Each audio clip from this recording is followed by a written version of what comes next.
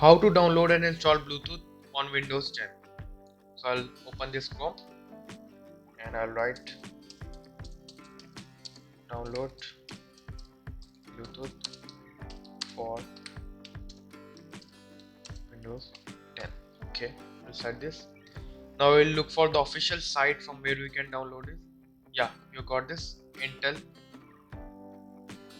This is from Intel, so it will be authentic. Now I'll download this. So it will take time, but I will pause this. I have already downloaded it. So yeah, I'll open it and let's see what. And it will. So it will automatically be. Okay. So it will take time. These are different types of the Bluetooth, different versions.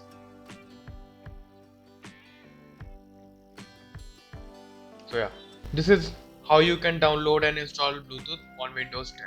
Thank you for watching. For more videos, please subscribe.